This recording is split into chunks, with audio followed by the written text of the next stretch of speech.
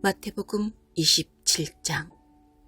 동틀 무렵 모든 대제사장과 종교 지도자들이 모여서 예수를 죽일 모의를 마무리 지었다. 그들은 예수를 결박해서 총독 빌라도에게 끌고 갔다.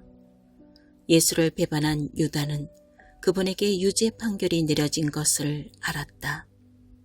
양심의 가책을 이길 수 없었던 그는 은하 30개를 대제사장들에게 돌려주며 말했다. 내가 죄를 지었소. 내가 죄 없는 사람을 배반했소. 그러나 그들이 말했다. 우리가 알 바 아니다. 그것은 너의 문제다. 유다는 은하를 성전 안에 던지고 떠났다. 그는 밖으로 나가서 목을 메어 죽었다. 대제사장들이 은하를 집어들었으나 그것을 어떻게 처리해야 할지 막막했다.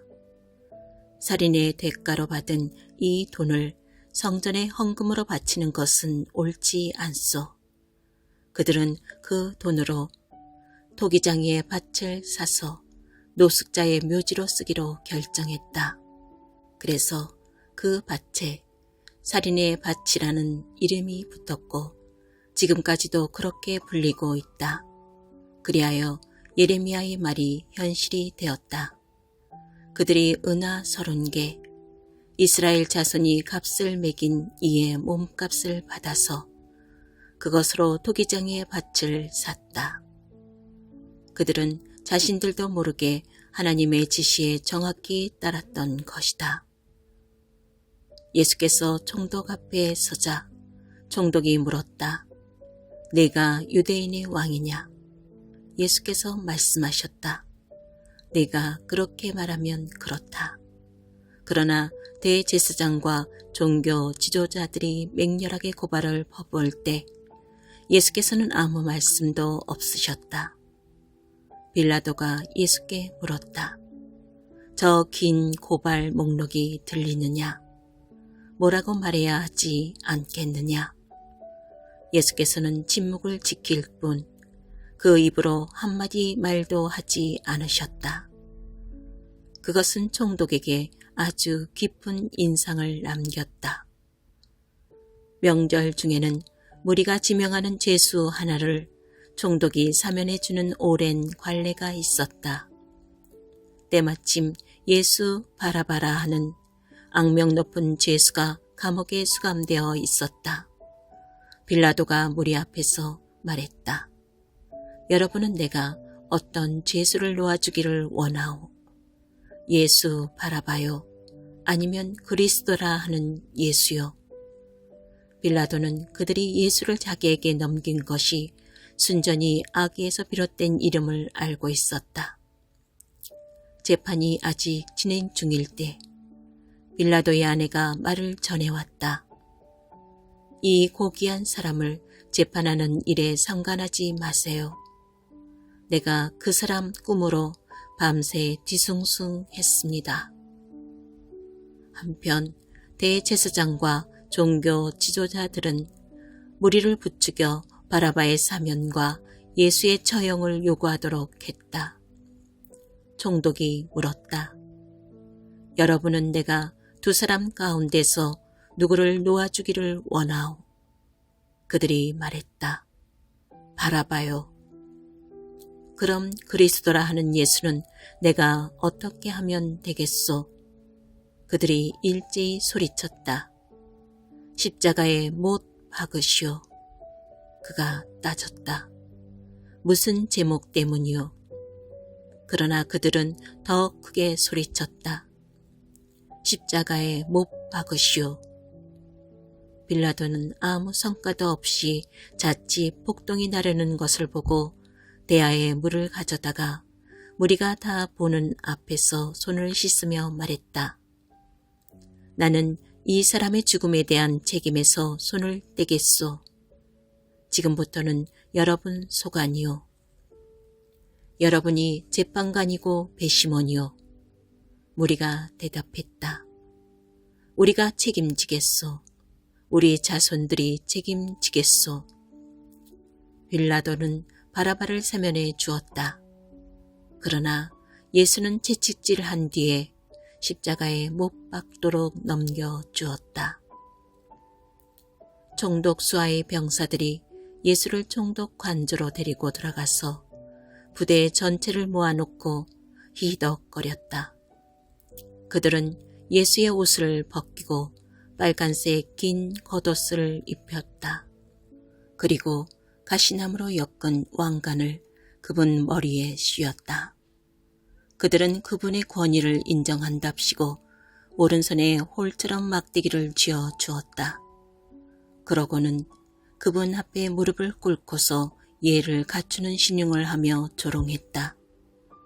유대인의 왕 만세, 그들이 말했다. 만세. 또 그들은 예수께 침을 뱉고 막대기로 그분의 머리를 때렸다. 실컷 즐기고 나서 그들은 겉옷을 벗기고 다시 그분의 옷을 입혔다. 그런 다음 십자가에 못 박으려고 끌고 나갔다. 가는 길에 그들은 시몬이라는 구레네 사람을 만나 그에게 예수의 십자가를 지게 했다. 해골 언덕이라 하는 골고다에 이르자 그들은 포도주와 몰약을 섞어서 만든 가벼운 진통제를 예수께 주었다. 그러나 예수께서 맛보시고는 마시려 하지 않으셨다. 병사들은 예수를 십자가에 못 박고서 그분이 죽기를 기다리는 동안 그분의 옷가지를 나눠 가지려고 주사위를 던지며 시간을 보냈다. 그분의 머리 위에는 이 사람은 유대인의 왕 예수다 라고 쓴 팻말이 붙어 있었다. 예수와 함께 제수 두 사람도 십자가에 달렸는데 하나는 그분 오른쪽에 다른 하나는 왼쪽에 달렸다. 길을 가던 사람들은 슬픈 척 고개를 저으며 예수를 조롱했다. 성전을 헐고 사흘 만에 다시 짓겠다고 으스대던 네가 아니냐. 그러니 실력을 보여봐라. 네 자신을 구원해 보라고. 네가 정말 하나님의 아들이면 그 십자가에서 내려와 봐라. 바로 그 자리에서 대제사장들도 종교학자와 지도자와 나머지 사람들과 어울려 신나게 그분을 비웃었다. 그가 다른 사람은 구원하더니 자기는 구원하지 못하는군. 이스라엘의 왕이라고? 그럼 그 십자가에서 내려와 보시지. 그러면 우리가 다 믿을 텐데. 하나님을 철석같이 믿더니만 어디 하나님이 이제 자기 아들을 구해주시나 보자. 그야 하나님이 원하셔야 되겠지만 이 자는 자칭 하나님의 아들이 아니었나. 예수와 함께 십자가에 못 박힌 두 제수까지도 조롱에 가세했다. 정오부터 3시까지 온 땅이 어두워졌다. 오후 중반쯤에 예수께서 깊은 데서부터 신음하며 큰 소리로 부르짖으셨다. 엘리 엘리 라마 사박다니. 이 말은 나의 하나님 나의 하나님 어찌하여 나를 버리셨습니까? 라는 뜻이다. 곁에서 그 말을 들은 몇몇 사람들이 이 사람이 엘리야를 부른다 하고 말했다. 그 가운데에 한 사람이 달려가서 손뭉치를 신 포도주에 적셔서 장대에 달아올려 그분께 마시게 했다. 다른 사람들은 그렇게 서두를 것 없다. 엘리야가 와서 그를 구해주나 보자 하고 놀려댔다. 그러나 예수께서 다시 한번 크게 소리 지르시고 숨을 거두셨다. 그 순간 성전의 휘장이 위에서부터 아래까지 둘로 찢어졌다. 지진이 일어나서 바위들이 갈라져 산산조각 났다. 그뿐 아니라 무덤들이 열리면서 무덤 속에 자고 있던 많은 믿는 이들의 몸이 살아났다. 예수께서 부활하신 후에 그들은 무덤을 떠나 거룩한 도성에 들어가서 많은 사람들에게 나타나 보였다. 경비대장과 그와 함께 있던 사람들은 지진과 그 밖에 일어난 일을 보고는 몹시 두려웠다. 그들은 말했다. 이 사람은 하나님의 아들이 틀림없다. 또한 많은 여자들이 멀리서 지켜보고 있었는데 그들은 예수를 섬기려고 갈릴리에서부터 그분을 따라온 사람들이었다.